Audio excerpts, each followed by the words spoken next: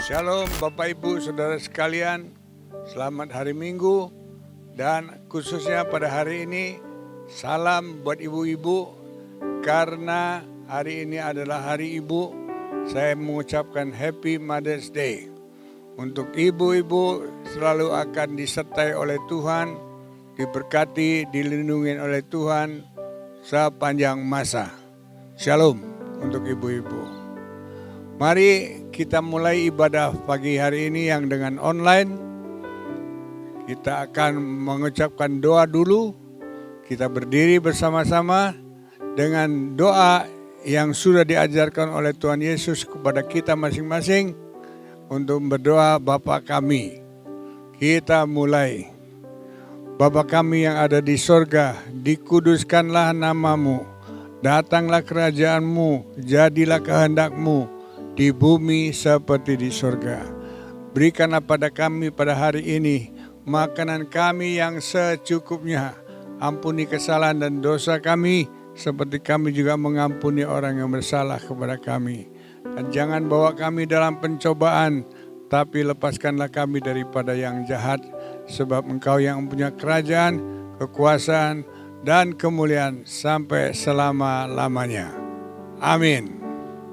Kita bersama-sama naikkan sebuah pujian untuk mengucap syukur dan menyampaikan rasa kasih kita kepada Tuhan Yesus dengan pujian ini.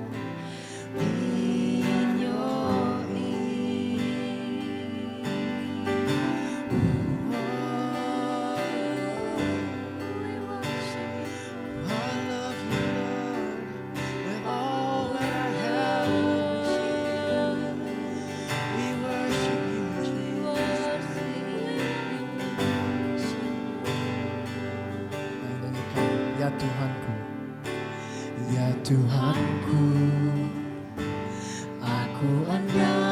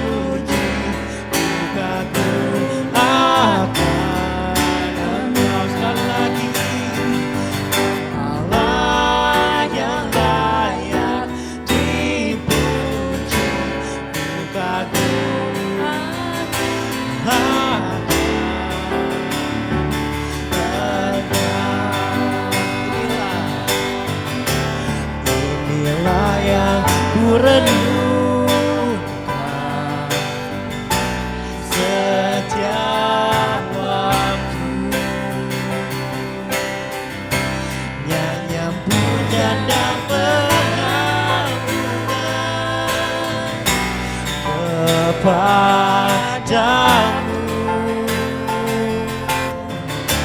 Biarlah manis kau dengar Tuhan, manis kau dengar Tuhan, dan hatiku bersuka karenamu. Sekali lagi inilah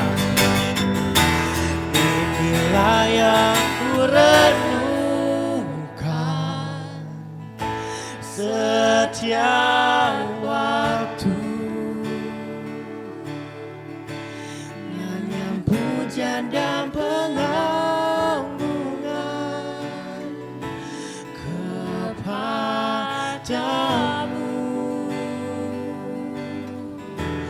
Biarlah manis kau dengar Tuhan, manis kau dengar Tuhan, dan hatiku bersuka karenamu, dan hatiku bersuka, dan hatiku bersuka, dan hatiku bersuka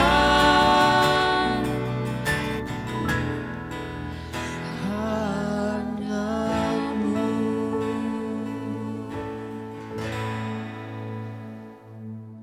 Terima kasih Tuhan Yesus buat kesempatan hari ini, di mana kami semua boleh kembali Tuhan untuk mendengarkan firman-Mu. Tuhan, kami percaya Tuhan, dimanapun kami berada Tuhan, Engkau ada Tuhan. Karena Engkau Allah Maha Hadir Tuhan, omnipresence Lord. Kau tahu setiap keadaan kami Tuhan. Sebab itu Tuhan, saat ini Tuhan, hamba-Mu mau menyampaikan firman-Mu Tuhan. Dan Engkau urapi hamba-Mu Tuhan dengan pengurapan dari Engkau Tuhan, dari Roh Kudus-Mu Tuhan. Biarlah Roh Kudus-Mu yang berkata-kata Tuhan, hikmat dari Engkau Tuhan, boleh membawa pembebasan, boleh membawa kemenangan Tuhan. Boleh mengajarkan kami untuk hidup di dalam Engkau dan hidup di dalam kemenangan Tuhan. Terima kasih Bapa, terima kasih Tuhan Yesus. Dan kami percaya Tuhan bahwa Engkau mengurapi setiap kami, Engkau membuka mata rohani kami Tuhan, Engkau membuka telinga rohani kami Tuhan, supaya ketika kami melihat, kami mengerti, supaya ketika kami mendengar Tuhan, kami paham apa maksud-Mu, dan kami bukan hanya menjadi pendengar firman Tuhan, tapi kami juga menjadi pelaku firman-Mu Tuhan. Terima kasih Tuhan buat pengurapan-Mu Tuhan, dan saat ini Tuhan kami siap untuk mendengarkan firman-Mu. Di dalam nama Tuhan Yesus, yang sudah siap, mari kita sama-sama katakan amin.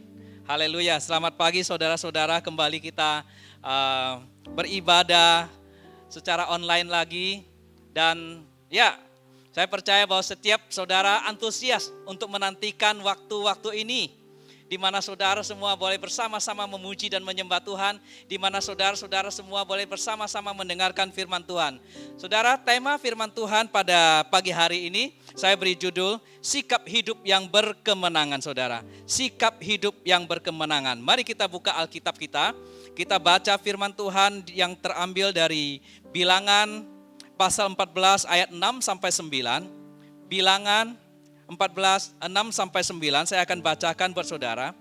Tetapi Yosua bin Nun dan Kaleb bin Yefune, yang termasuk orang-orang yang telah mengintai negeri itu, mengoyakkan pakaiannya dan berkata kepada segenap umat Israel, negeri yang kami lalui untuk diintai itu adalah luar biasa baiknya. Jika Tuhan berkenan kepada kita, maka Ia akan membawa kita masuk ke negeri itu, dan akan memberikannya kepada kita suatu negeri yang berlimpah-limpah susu dan madunya. Hanya janganlah memberontak kepada Tuhan, dan janganlah takut kepada bangsa negeri itu, sebab mereka akan kita telan habis. Yang melindungi mereka sudah meninggalkan mereka, sedang Tuhan menyertai kita.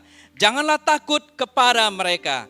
Saudara, firman Tuhan itu mengajarkan kepada kita bahwa setiap kita yang hidup di dunia ini pasti mempunyai persoalan, pasti mempunyai masalah, pasti mempunyai problem, saudara. Mungkin di antara kita mempunyai masalah keuangan, masalah pekerjaan, masalah rumah tangga, sakit penyakit, dan dengan adanya peristiwa corona ini, mungkin ada saudara yang masalah bisnis Tuhan. Dan saya mau katakan kepada saudara semua, bahwa cara pandang kita terhadap masalah jauh lebih penting terhadap masalah itu sendiri, saudara. Bukan seberapa besar masalah yang kita hadapi yang akan menghancurkan hidup kita. Tetapi sikap hati dan cara pandang kita terhadap masalah itu yang menentukan hasil akhirnya, saudara. Jika kita punya sikap yang benar, yaitu sikap beriman kepada Tuhan, optimis dan positif terhadap masalah yang kita hadapi, maka kita juga akan percaya bahwa hasil akhirnya pasti ada kuasa Tuhan yang akan menyertai kita. Saudara, dari bacaan ayat di atas, saudara, peristiwanya seperti gini, saudara. Waktu itu Musa mengutus ke-12 suku bangsa Israel untuk masuk ke tanah Kanaan dengan tujuan untuk mengintai tanah itu, saudara. Ada 12 suku, saudara. Mereka bersama-sama masuk di tanah yang sama. Mereka sama-sama masuk pada kondisi yang sama. Mereka melihat hal yang sama, saudara. Tetapi, saudara, tanggapannya berbeda, saudara. 10 orang itu berkata, selain Kaleb dan Yosua, mereka berkata, kita ini seperti belalang. Orang di sana besar-besar, seperti raksasa. Mereka akan menelan kita habis. Ini pandangan dari ke-10 orang, mayoritas dari 12 out of 10, ya 12, 10 saudara, 2 out of 10. Mereka melihat pandangan yang sama tapi mereka punya pendapat yang berbeda, saudara. Yosua dan Kaleb, mereka berkata seperti gini, yang melindungi mereka sudah meninggalkan mereka. Allah yang menyertai kita pasti memberikan kemenangan kepada kita. Mari kita masuk ke tanah yang sudah dijanjikan oleh Tuhan kepada kita, saudara. Kondisinya sama, tetapi tanggapannya berbeda, saudara.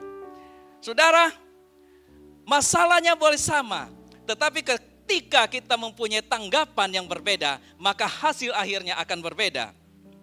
Sudut pandang yang berbeda akan menghasilkan result yang berbeda, saudara. Saudara, saya teringat ada satu ilustrasi seperti gini. Ada 4 orang buta diajak untuk melihat gajah, saudara. 4 orang buta itu melihat gajah dan mereka ditaruh di tempat masing-masing. Ada yang memegang kakinya gajah, ada yang memegang badannya gajah, ada yang memegang belalainya gajah, ada yang memegang ekornya gajah. Nah, ketika mereka sudah selesai memegang, mereka disuruh mendescribe apa sih gajah itu. Sebelumnya mereka belum pernah melihat gajah, saudara. Orang buta yang satu berkata seperti gini, wah, gajah itu seperti tiang ya, besar tapi empuk. Ada juga yang berkata seperti gini, gajah itu seperti sebuah paralon yang panjang, tapi empuk juga. Ada juga yang berkata seperti tembok tapi empuk juga. Ada juga yang satu seperti kabel listrik, tapi di ujung dari kabel itu kayaknya kabelnya terlepas deh. Nah, saudara, 4 orang buta ini mendescribe gajah dengan pendapatnya masing-masing, saudara.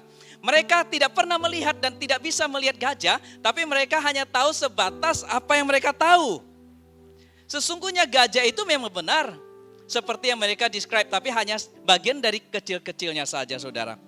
Nah, saudara, yang saya mau katakan di sini yaitu cara pandang kita menentukan hasil akhir kita, saudara. Saudara, belajar dari Kaleb bagaimana supaya kita hidup di dalam kemenangan. Pertama, Kaleb dia melihat dengan mata iman, saudara.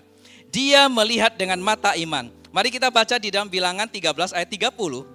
Kemudian Kaleb mencoba menenteramkan hati bangsa itu di hadapan Musa, katanya, tidak, kita akan maju dan menduduki negeri itu, sebab kita pasti akan mengalahkannya. Saudara, Kaleb melihat dengan mata iman. Tidak seperti 10 orang yang lain yang sama-sama mengintai, mereka ketakutan. Mereka gemetar melihat masalah yang mereka hadapi. Mereka tidak ingat bahwa janji Tuhan memberikan mereka tanah Kanaan. Mereka hanya melihat apa yang dilihat sekarang. Mereka tidak ingat bahwa Tuhan sudah berjanji untuk memberikan mereka tanah Kanaan. Mereka gemetar melihat bangsa yang raksasa yang besar-besar itu. Mereka ketakutan, mereka tertekan. Tetapi Kaleb mentalnya beda, saudara. Kaleb mentalnya adalah mental pemenang. Yang ke-10 yang lain mentalnya mental pencundang, saudara. Mereka tidak tahu bahwa Tuhannya mereka lebih besar daripada apa raksasa-raksasa itu, saudara. Saudara, Kaleb berkata, kita pasti menang karena Kaleb melihat penyertaan Tuhan dengan mata iman, saudara. Saudara, saya teringat akan sebuah kisah, saudara, di dalam 2 Raja-Raja 6, 2 Raja-Raja 6, 15-17, saudara. Saya akan bacakan buat saudara. Ketika pelayan abdi Allah bangun pagi-pagi dan pergi keluar, maka tampaklah suatu tentara dengan kuda dan kereta ada di sekeliling kota itu. Lalu berkatalah bujangnya itu kepadanya, celaka tuanku, apakah yang akan kita perbuat? Saudara, si bujangnya Elia itu ketakutan melihat mereka dikepung. Dia bilang celaka. Seringkali kita melihat masalah, kita fokus kepada masalah itu. Dan kita berkata, wah celaka, wah mati gue, wah gak ada harapan. Tetapi apa jawab Elisa? Elisa menjawab seperti gini, jangan takut, sebab lebih banyak yang menyertai kita daripada yang menyertai mereka. Lalu berdoalah Elisa, ya Tuhan, bukalah kiranya matanya, supaya ia melihat. Maka Tuhan membuka mata bujang itu, sehingga ia melihat, tampaklah gunung itu penuh dengan kuda dan kereta api sekeliling Elisa. Saudara, ini yang terjadi, saudara. Mungkin saudara dan saya tidak mengalami kebutaan secara jasmani, saudara. Tetapi seringkali kita mengalami kebutaan secara rohani. Kita tidak dapat melihat hal-hal yang supranatural. Kita tidak dapat melihat ketika kita menghadapi suatu permasalahan. Kita hanya melihat dengan mata kita sendiri. Tapi kita tidak memakai kacamatanya Tuhan. Kita melihat masalah kita begitu besar. Kita melihat problem kita begitu besar. Tetapi Kaleb berbeda. Sama seperti Elisa. Kebanyakan orang sama seperti bujangnya Elisa, namanya Gehazi. Dia perlu didoakan, saudara. Saya berdoa supaya saudara dan saya ketika menghadapi permasalahan sebesar dan sekecil apapun, lihat dengan cara pandang Tuhan yang melihatnya. Elisa berdoa, ya Tuhan bukalah kiranya matanya supaya melihat. Maka Tuhan membuka mata bujang itu sehingga ia melihat. Apa yang dia lihat, saudara? Dia lihat hal-hal yang rohani, saudara. Tampaklah gunung itu penuh dengan kuda dan kereta berapi sekeliling Elisa. Saudara, ketika kita melihat masalah dengan mata kita sendiri, kita akan ketakutan. Karena dunia ini penuh dengan permasalahan. Tetapi ketika kita melihat satu masalah dengan cara pandangnya Tuhan. Ketika kita berdoa, Tuhan bukakan mata rohani saya Tuhan. Supaya saya dapat melihat apa yang Tuhan sediakan bagi saya. Maka saudara, saya percaya saudara tidak akan takut. Sebab Tuhan berjanji bahwa dia adalah Immanuel. Allah yang selalu menyertai kita. Saudara, yang menjadi pembeda yaitu cara pandang kita, saudara. Yang menjadi pembeda seorang pemenang dan pecundang dari cara pandang kita, saudara. Cara pandangnya Kaleb berbeda dengan sebagian besar orang. Cara pandang Kaleb fokus kepada Tuhan, bukan fokus kepada masalah. Haleluya. Saya berdoa supaya saudara-saudara semua, mata rohani kita semua terbuka. Supaya kita dapat melihat dengan cara pandangnya Tuhan. Dengan apa yang Tuhan sediakan bagi kita. Haleluya. Jadi saudara, Gehazi bujangnya Elisa, mata jasmaninya melek. Tetapi mata rohaninya tidak melihat.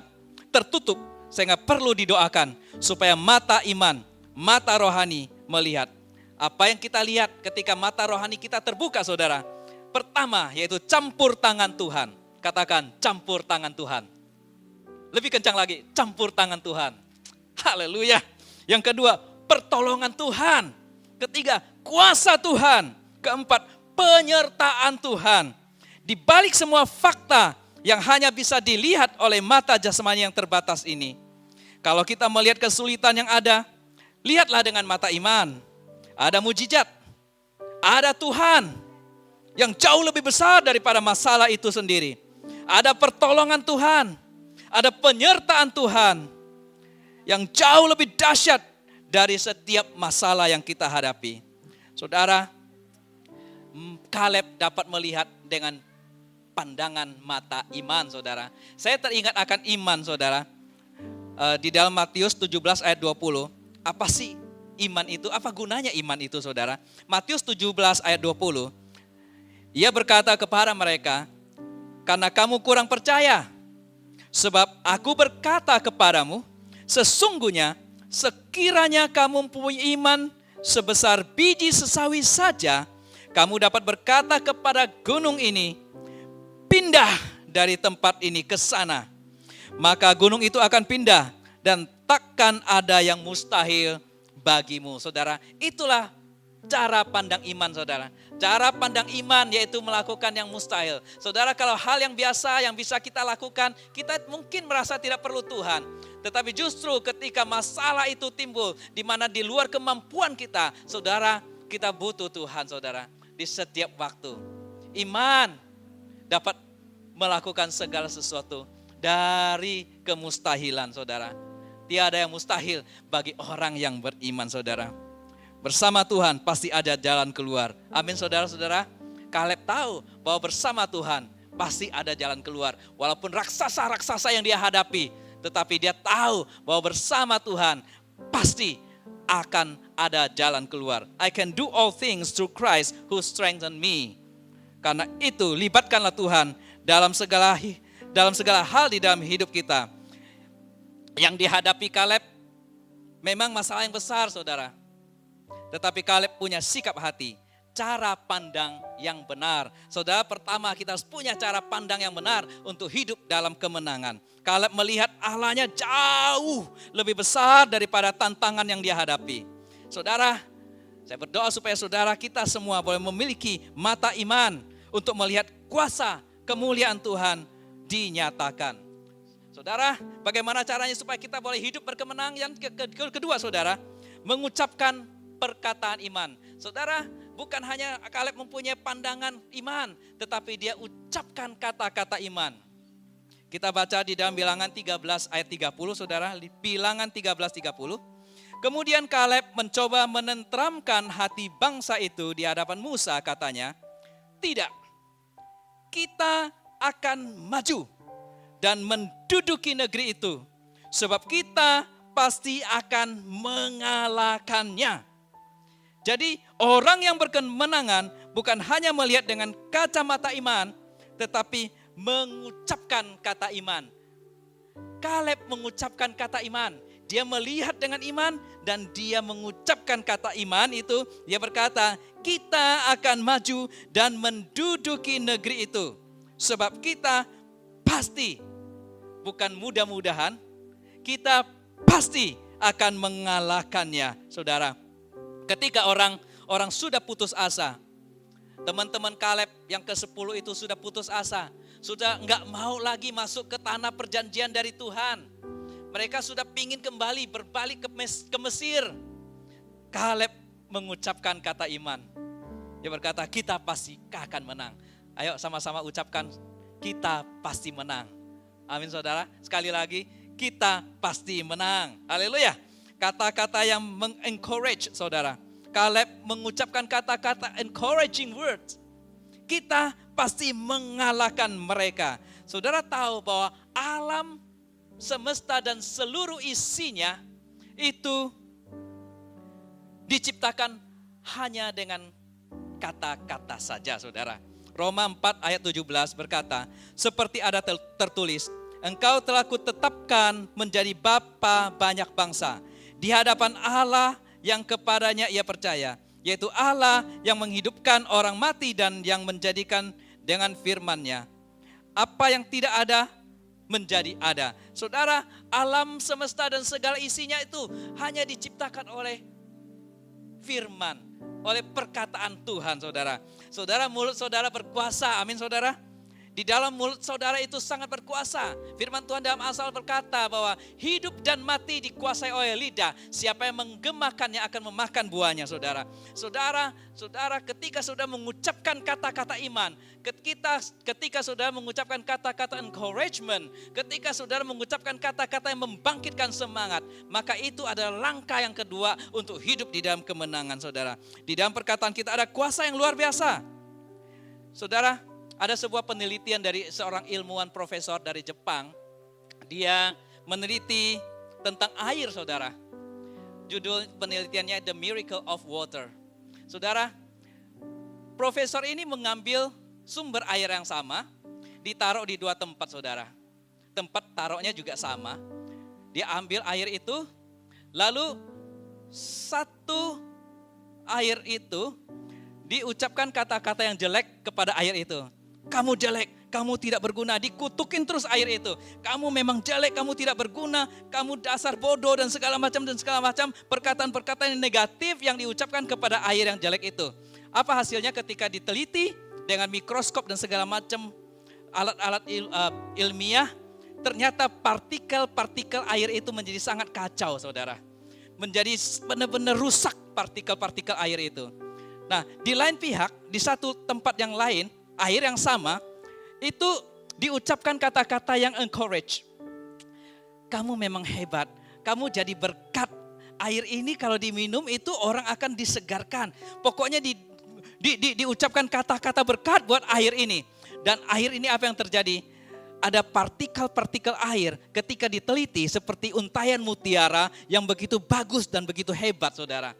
Saudara, air yang sama dengan perkataan yang berbeda, itu ada reaksi kimianya, saudara. Ada reaksinya, saudara. Saudara, artinya apa? Artinya perkataan kita mengandung kuasa, bahkan kepada air, saudara.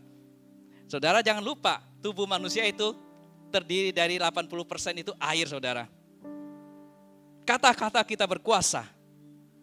Ketika kita ucapkan kata-kata yang penuh encouragement kepada manusia, berkat kepada manusia, maka air yang ada di dalam tubuh kita akan bereaksi, saudara. Dan kita akan menjadi semangat. Kita akan menjadi benar-benar sesuai dengan apa yang kita ucapkan, orang itu akan terjadi, saudara. Haleluya, saudara. Mari kita jaga kata-kata kita. Jangan negatif dan jangan bersungut-sungut. Amin, saudara. Jaga kata-kata kita, jangan negatif dan jangan bersungut-sungut, saudara. Di dalam Bilangan 14 ayat 27 sampai 28, berapa lama lagi umat yang jahat ini akan bersungut-sungut kepadaku? Segala sesuatu yang disungut-sungutkan orang Israel kepadaku telah ku dengar. Katakanlah kepada mereka, demi aku yang hidup, demikianlah firman Tuhan, bahwasannya seperti yang kamu katakan di hadapanku, demikianlah akan kulakukan kepadamu. Saudara, bangsa Israel bersungut-sungut. Bangsa Israel selalu berkata, lebih baik saya mati di padang gurun ini saja. Lebih baik saya mati saja. Tuhan katakan, aku mendengar setiap kata-kata mereka. Demi aku yang hidup, demikianlah firman Tuhan. Bahwasannya, seperti yang kamu katakan, seperti yang bangsa Israel katakan di hadapanku, demikianlah akan kulakukan kepadamu. Jadi Tuhan berkata begini istilahnya, kamu ngomong apa? Aku akan melakukan sesuai dengan perkataanmu. Saudara, hanya Yosua dan Kaleb yang masuk tanah perjanjian. Karena mereka katakan, kita pasti menang. Kita pasti akan memasuki tanah itu. Karena kata-kata profetik, kata-kata iman yang diucapkan oleh Yosua dan Kaleb. Kita akan mengalahkan mereka. Kita akan memasuki tanah perjanjian. Tuhan bilang seperti yang engkau katakan, aku akan melakukannya. Haleluya, saudara. Saudara, saya teringat akan sebuah kisah Tiongkok kuno, saudara. Ada sebuah kisah seperti gini, saudara. Ada seorang menantu dengan mertuanya, saudara. Mertuanya itu di hadapan menantunya itu mertua yang sangat galak, yang sangat cerewet. Setiap kali harus dilayani dengan baik. Setiap hari harus dimasakin masakan yang enak dan harus dicuci piring dan semuanya. Pokoknya si menantu ini sangat kepahitan sama si mertua ini, saudara. Dia sangat-sangat kepahitan karena dia sangat tertekan dengan mertuanya. Suatu hari dia pergi ke tabib, saudara. Si tabib ini adalah orang yang sangat cerdik, saudara. Ketika dia pergi ke tabib itu, dia katakan, "Hai tabib, kamu ada racun enggak? Karena saya mau ngeracunin mertua saya." Dia tuh cerewet banget, dia ceritain semua kepahitan dia kepada si tabib itu. Si tabib itu bilang, gampang. Kamu mau racunin mertua kamu? Tapi jangan cepat-cepat. Kalau aku kasih racun yang kuat, langsung mati, nanti kamu diselidiki, ketahuan. Saya akan kasih kamu racun, yang kamu kasih tiap kali kamu masak, kamu kasih sedikit lagi. Kasih sedikit aja. Dalam jangka 3 bulan, mertua kamu pasti akan meninggal. Ya udah, akhirnya dia beli racun itu, dia bawa pulang.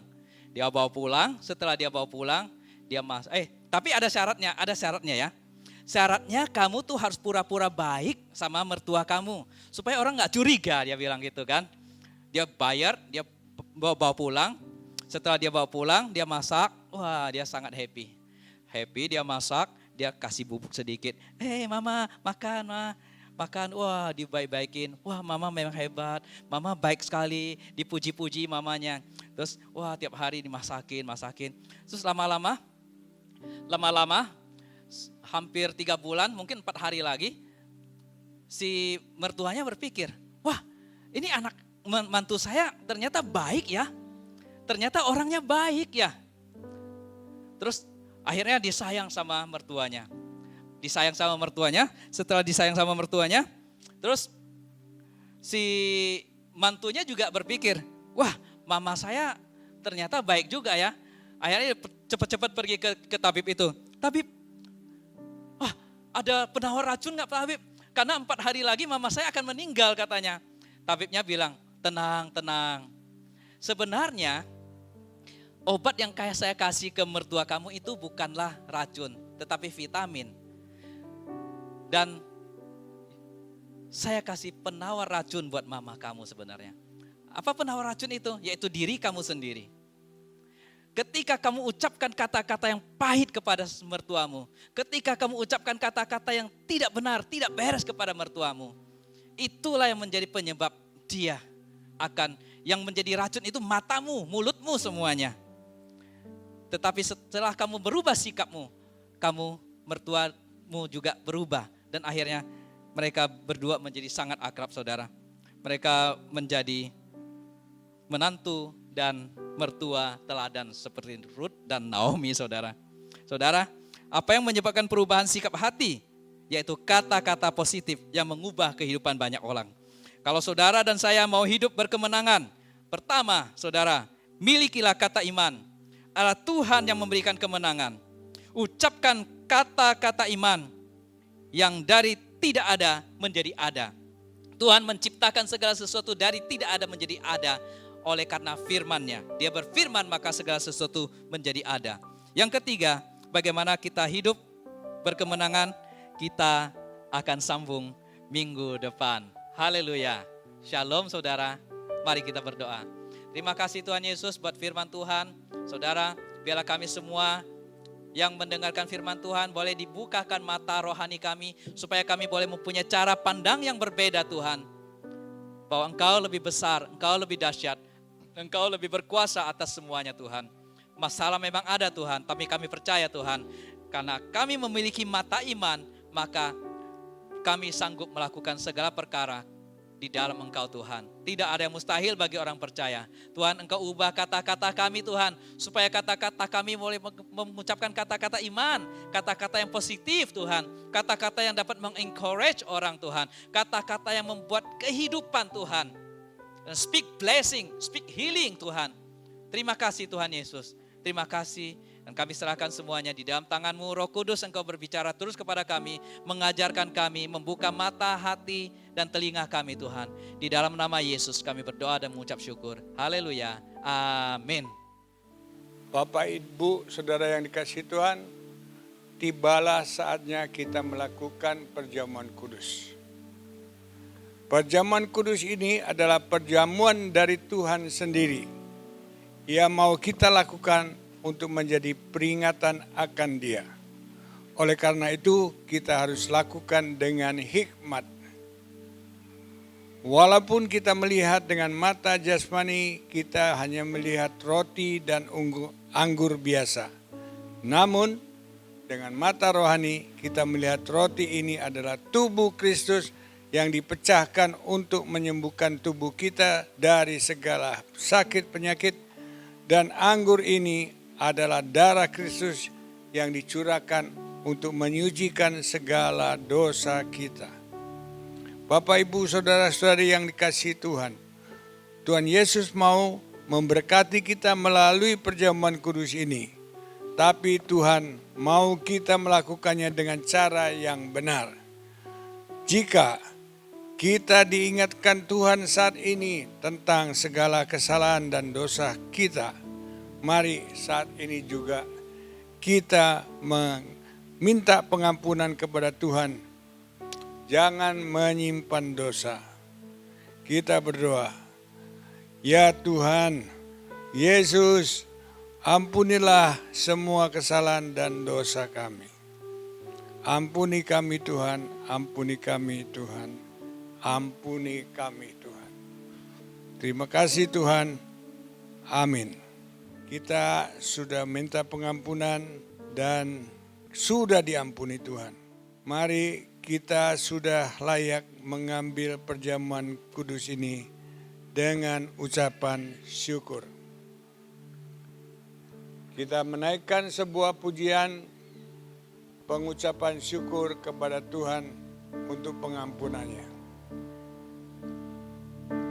Sukacitaku penuh,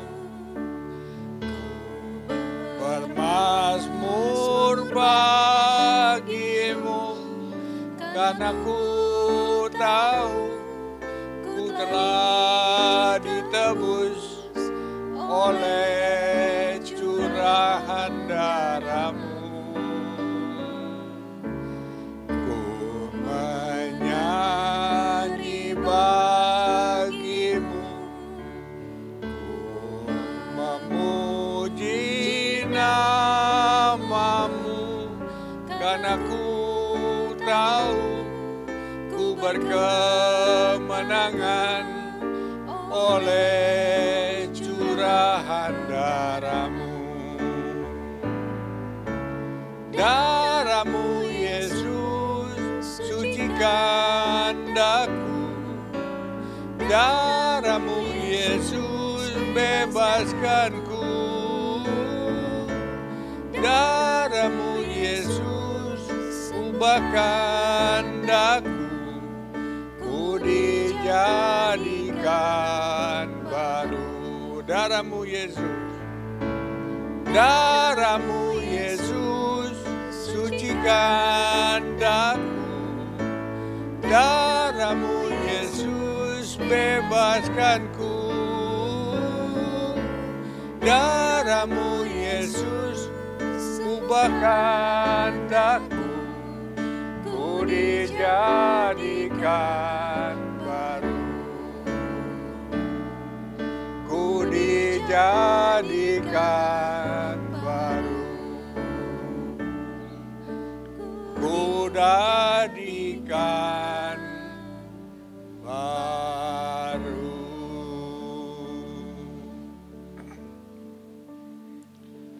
Mari kita angkat roti kita di atas kepala. Sebab apa yang telah kuteruskan kepadamu telah aku terima dari Tuhan. Yaitu bahwa Tuhan Yesus pada malam waktu ia diserahkan mengambil roti. Dan sesudah itu ia mengucap syukur atasnya. Ia memecahkan dan berkata, inilah tubuhku yang diserahkan bagimu. Perbuatlah ini menjadi peringatan akan aku.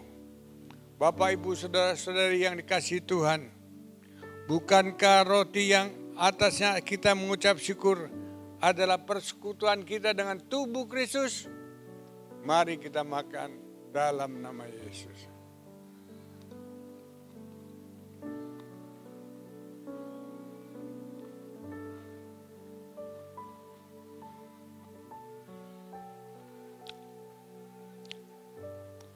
Demikian juga ia mengambil cawan sesudah makan, lalu berkata, cawan ini adalah perjanjian baru yang dimeteraikan oleh darahku.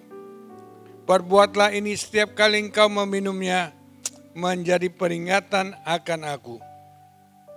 Bapak, Ibu, saudara-saudari yang dikasihi Tuhan, bukankah cawan ini yang telah di atasnya kita telah ucapkan syukur adalah persekutuan kita dengan darah Kristus? Mari kita minum dalam nama Yesus.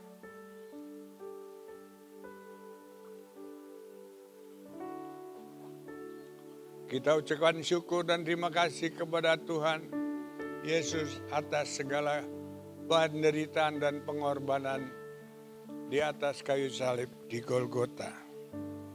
Terima kasih Bapa di sorga. Terima kasih Tuhan Yesus. Terima kasih Roh Kudus. Engkau telah memberikan kesempatan kepada kami untuk mengikuti perjamuan kudus ini. Kami bersyukur dan berterima kasih atas segala pengorbananmu yang Engkau sudah derita, Engkau sudah lakukan di atas kayu salib. Dengan demikian kami memperoleh penebusan dosa, pengampunan dosa dari Bapa di surga. Dalam nama Yesus kami sudah berdoa dan mengucap syukur dan berterima kasih kepada Bapa. Haleluya. Amin. Selamat pagi. Please pray with me. Heavenly Father, the God of love and peace, please hear our prayers. Lord, we pray for our countries, Australia and Indonesia, during this pandemic. Please lay your healing hands upon our countries and rid us of this virus. Lord, we pray that you bestow your wisdom on all the world leaders. Show them the truth as they make their decisions to keep the people of this world safe. Lord, we pray for the Consulate General of Indonesia and her family. Bless them and protect them. Lord, we pray for the doctors and the nurses. Please keep them safe from harm. Lord, please heal the broken people. Make well the sick. Restore happiness to those in despair. Bring love to the lonely, joy to the children, food to the hungry, and peace to this world. Lord, we pray for Pastor Ganawan, Buyeti, and their families' continued good health. Thank you for their wisdom and guidance to this church. Father, we pray for Pastor Hosea and his family. Please bless them and keep them safe. Father, we pray for Pastor Harry Gill, his family, and his ministry. Please bless them and keep them safe from this virus. Lord, we pray for the souls of our loved ones. We know that they are safe in your eternal care because they are with you and you are with us. Lord, bless this church, our friends and family. Please protect them from this pandemic. Father, may you bless every step we take, every word we speak, every truth we seek, and every prayer we make. From Psalm 118, verse 2-4. This is the day the Lord has made. Let us rejoice and be glad in it.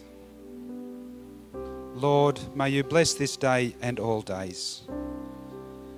We ask all these things in the name of your beloved Son, Jesus Christ. Thank you, dalam nama Yesus. Terima kasih. Amen. Kami memuji kebesaran-Mu, ajaib Tuhan, ajaib Tuhan. Kami memuji kebesaran-Mu, ajaib Tuhan, ajaib Tuhan. Kami memuji kebesaran-Mu,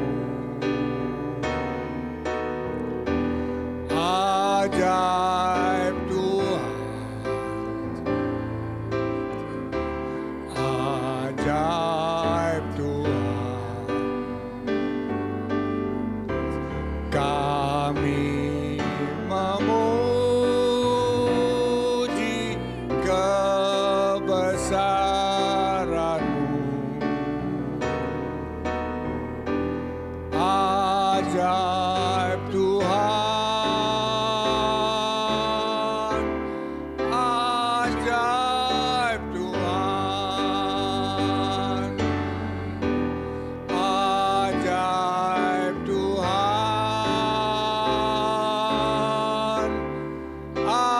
ajaib Tuhan.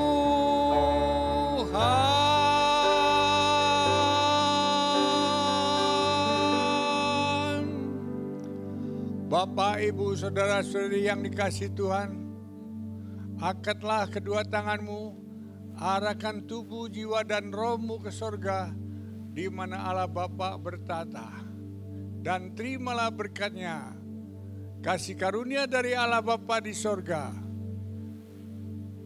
berkat yang berlimpah dari Tuhan Yesus Kristus, persekutuan yang manis dengan Roh Kudus yang membawa damai, sejahtera, dan sukacita menyertai kita semua mulai saat ini sampai selama-lamanya. Semua yang percaya, semua yang diberkati, sama-sama kita katakan amin. Bapa, terima kasih. Bapa, terima kasih. Bapa di dalam surga, ku berterima kasih.